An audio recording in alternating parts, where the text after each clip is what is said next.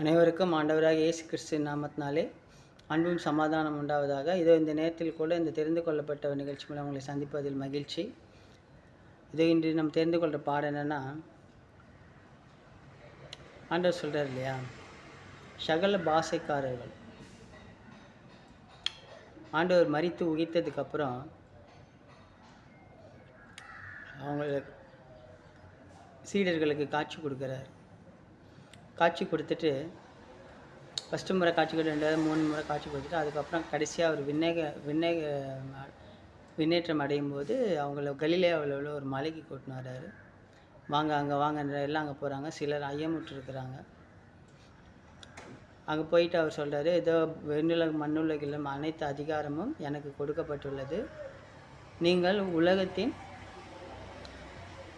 எல்லா மக்களிலும் சென்று எல்லா மக்களினத்தரையும் சீடராக்குங்கள், அவர்களுக்கு பிதாசுதன் பரிசுத்தாவினாலே ஞான ஸ்நானம் கொடுங்கள்ன்றாரு.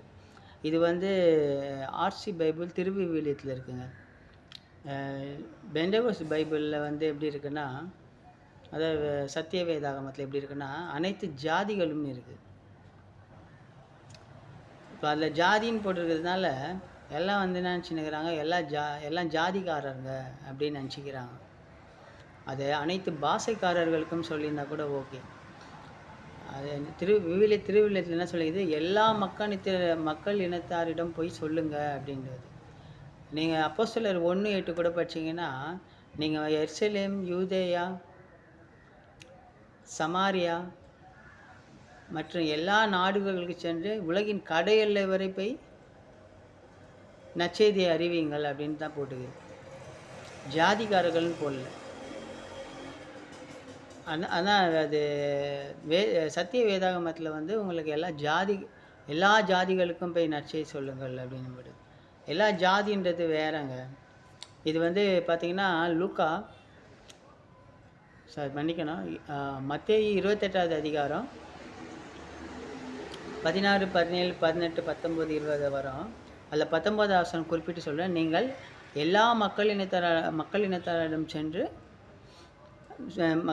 மக்களினத்தாரையும் சீடராக்குங்கள், அவர்களுக்கு பிதாசுதன் பரிசுத்த ஆவியின் பெயராலே திருமுழுக்கு கொடுங்கள் அப்படின்னு வராங்க.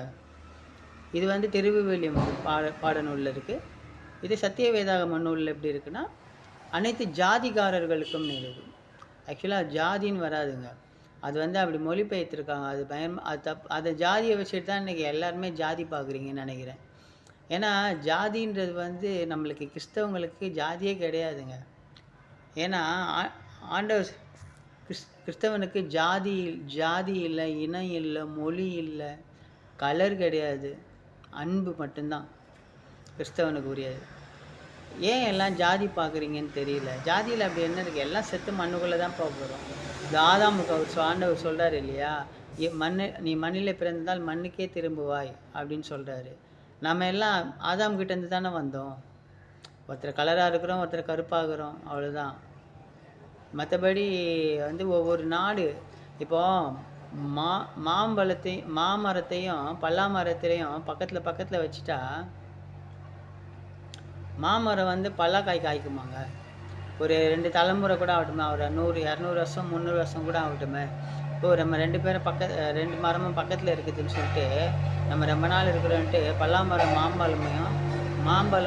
மாமரம் பழத்தையும் கொடுக்க முடியுமாங்க?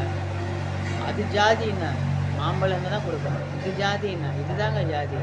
ஆனால் இப்போ நம்ம பாருங்க, நம்ம இந்தியாவில் இருக்கிறோம், அமெரிக்காவுக்கு போயிட்டோன்னா ஒரு 2 தலைமுறை கழிச்சு நம்ம பிள்ளைங்களோ பேர பிள்ளைங்களோ பார்த்தீங்கன்னா அவங்க அந்த அமெரிக்கன் ஸ்டைலில் தான் வளருவாங்க.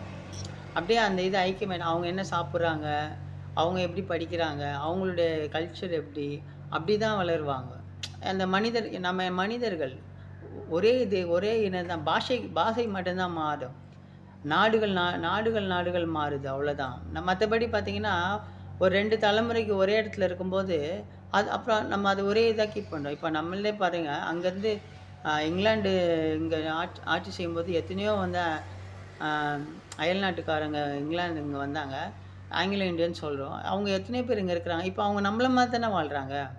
எல்லா விஷயம் நம்ம சாப்பிட்ற மாதிரி தான் சாப்பிட்றாங்க, நம்ம பண்ணுற மாதிரி தான் ட்ரெஸ் பண்ணுறாங்க, நம்ம படிக்கிற ஸ்கூலில் அவங்களும் படிக்கிறாங்க. இப்போ ஒரு 2 3 தலைமுறை ஆனவுடனே அதெல்லாம் ஒரே மாதிரி ஆயிடுது இல்லைங்களா? அது நீங்க ஜாதின்னு பார்த்தீங்கன்னா, இப்ப நான் சொன்ன மாரி தான் மாமரம் ஒரு ஜாதி, பல்லாமரம் ஒரு ஜாதி. மாமரம் எத்தன தலைமுறை ஆனாலும் மாம்பழத்த தான் குடுக்கும். பல்லாமரம் எத்தன தலைமுறை ஆனாலும் பலாப்பழம் தான் குடுக்கும். மனுஷன்றது வந்து பாஷைகள் தாங்க மாறும். பாஷைகள் மாறும், நாடுகள் மாறும். மத்தபடி இந்த ஜாதியெல்லாம் எங்கேருந்து கொண்டு வரீங்கன்னு தெரியல. ஏன் நீங்க ஜாதி பார்க்குறீங்கன்னு தெரியல.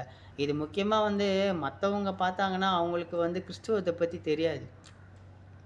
நீங்க சபையில இருந்துகிட்டு எதுக்கு இந்த ஜாதி பார்க்குறீங்கன்னு தெரியல.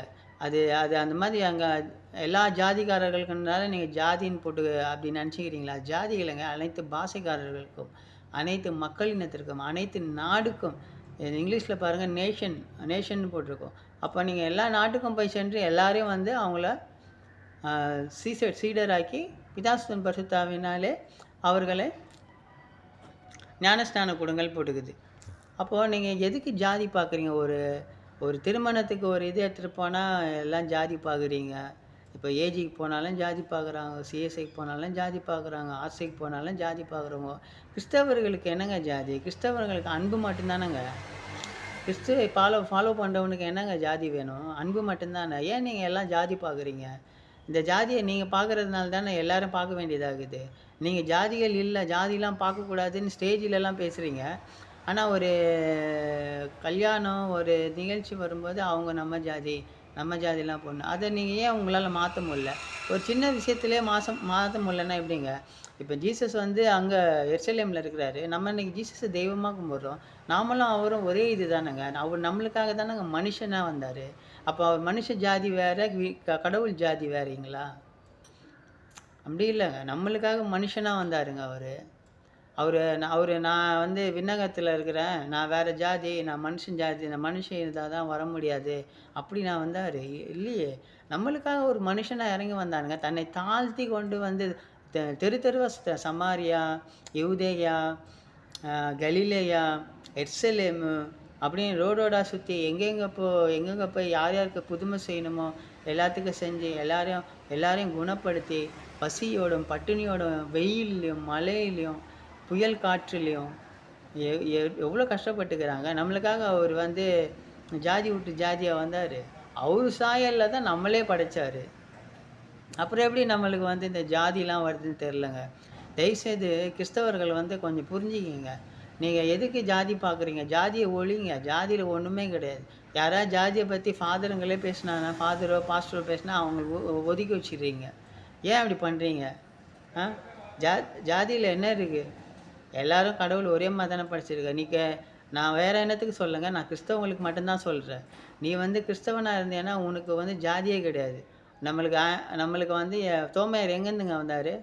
அங்கே எருசலேம்லேருந்து வந்தார். அங்கேருந்து வந்து நம்மளுக்கு எங்கள் வேதத்தை பற்றி சொல்ல நம்ம யாரை அங்கே ஃபாலோ பண்ணுறோம்? ஜீசஸை ஃபாலோ பண்ணுறோம். ஜீசஸை ஃபாலோ பண்ணுறவனுக்கு எதுங்க ஜாதி?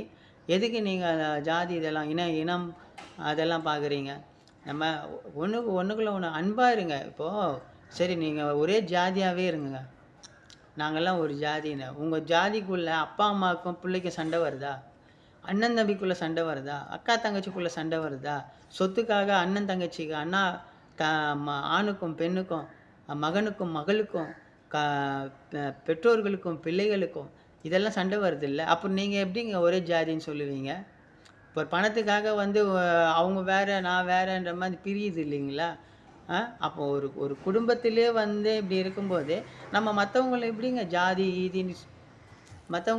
நம்ம ஜாதின்லாம் சொல்லி ஜாதி நீ வேறு ஜாதி, இந்த ஜாதியில் தான் வேணும், அந்த ஜாதியில் தான் வேணும் அப்படின்னு சொல்கிறது. தயவுசெய்து கிறிஸ்தவங்க வந்து தயவுசெய்து ஜாதி பார்க்காதீங்க. வேதத்தை படிங்க. அந்த அந்த மொழிபெயர்ப்பில் வந்து தப்பாக இருக்குது.